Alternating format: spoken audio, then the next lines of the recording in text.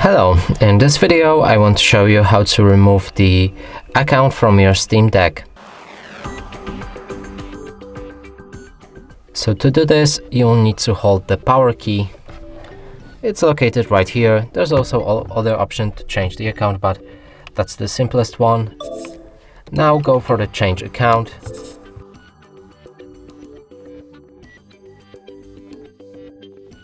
Your Steam might restart now, and when it does, you'll be able to pick an account and then remove it from it.